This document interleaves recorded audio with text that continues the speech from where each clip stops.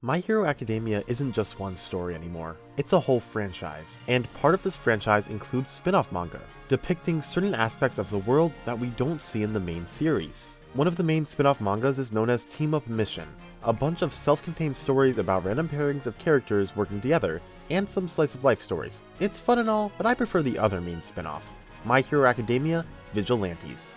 Vigilantes is a full-fledged, 100-plus chapter story with its own unique main character and story.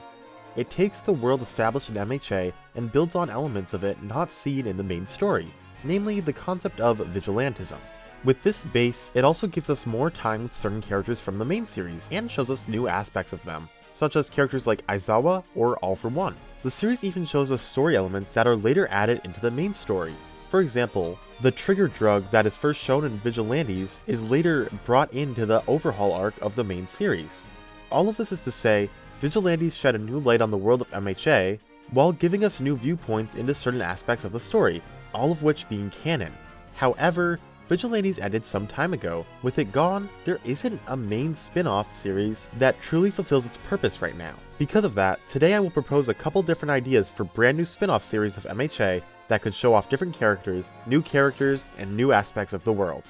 With that said, let's get into possibility number 1. For the first possibility, I want to get out of the way the one I want the least, even if it's one of the more probable ideas. This would essentially be a post-canon Boruto type of series in the MHA world, either following Deku's kid, or an older version of a currently young character like Eri or Kota. The reason I dislike this idea so much is because I just don't think it could ever be what every fan wants. So let's say it follows Deku's kid. Now there are arguments about who the mom should be, or if the kid should have a second dad. This is less the case if it follows a character like Eri, but even then, how do you even write a good story about her? As a hero, she'd obviously be the healing type like Recovery Girl, so it's not like she can partake in many fights. And for a fighting-based series, that's just not going to fly. And regardless of all that, overall, I just think a series like this would be kinda boring and more of the same. Instead of everyone looking up to All Might, Deku's the #1 hero, and he fulfills the same role. Well, it's not like he'd even be able to pass on One for All anymore, because it would kill anyone who inherits it. So maybe the only way to write a post-canon series would be one over 50 years in the future where Deku's retired and there's no symbol of peace? At that point, it's a completely different concept. Anyway, I don't like these ideas, moving on. The next idea would be a series focusing on another hero class, around the time of the start of canon. The first class to come to mind would be 1B, and while it would be interesting, we know they really haven't encountered any villains, so is there really a lot for them to do?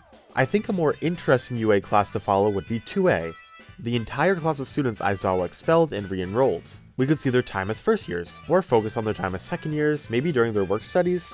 The main character in the story would definitely be Mawata Fuwa, the only 2A character we know any information about. It's clear Horikoshi had plans for her, but scrapped them due to his wanting to rush to the end, which sucks because she's such a cool looking character. But this series would definitely be a great time to delve into her character and learn how she grew after Aizawa expelled her. And then let's take a look outside of UA. It could be cool to have a series focus on a class in, say, Shiketsu or Ketsubutsu. Focus on characters like Inasa or Shishikura. But in my opinion, a Shiketsu story is probably better fit for a one-shot of sorts. The 2A idea is my favorite of these other class ideas, but hey, maybe I'm just a Fuwa simp. My third idea would also take place around the start of canon, and it's a series set in a different country. It could follow a hero class, but I think it would make more sense to follow an established pro hero and see how their jobs differ outside of Japan. American Hero Society is easily the country we know the most about, from All Might's flashbacks, Star and Stripe's brief appearance, and mostly from the Vigilantes manga, with the character Captain Celebrity being an American pro hero. We actually learn a ton from Captain Celebrity, such as how you need a different hero license for each state in the United States. We can also assume non-Japan countries have much stronger quirks than those seen in the main series, based off of Captain Celebrity's quirk having basically multiple quirks in one, and Star's quirk just being ridiculously broken. There's actually a great reason for this. Japan's quirks haven't gotten as powerful because All for One spends so much time pruning the quirks in the nation, so they never grew as much through the generations and through the quirk singularity. So imagine a series set in America, or England, or anywhere that's not Japan, where superpowers are JoJo stands, and everything is insane. It would be interesting to see. While we're on the topic of America, did you know that it's canon that the first ever quirk use in hero laws started in the state of Rhode Island? This is actually stated in Chapter 12 of Vigilantes, which is canon. Why is this relevant? Well, let's make a series around the advent of the beginning of quirks, but instead of basing it in Japan and around All For One's reign, base it in Rhode Island, and show us the conflicting politics of the time. Also revealed in Vigilantes, there were almost 200 Vigilantes in Rhode Island before the laws were created, and after that, only 7 of them became officially licensed heroes, the rest basically treated as villains. We could follow a vigilante from the time period and see how they view the so-called heroes. Also, I am completely biased towards this one because I actually live in Rhode Island, so it would be awesome to see my home represented in one of my favorite series. My final idea for an MHA spin-off series is a little different because I don't picture this as a longer 100-ish chapter story. This would only be, let's say, 8 chapters long, each of which being much longer, like the length of a one-shot, maybe 80 or 100 pages each. Each chapter would be a somewhat self-contained story centered around a previous holder of One For All. This is possibly my favorite idea because it would give us so much needed lore about the users, as well as about the different time periods. Chapter 1 could be about All For One's reign and the creation of One For All.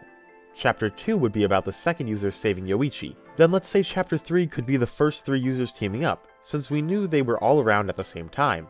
The 4th chapter might focus on Shinomori's training, his realization of his mortality, and or his search for a successor. For the 5th user, Banjo, we know he actually scrapped with All For One before his death, so we could see that entire fight.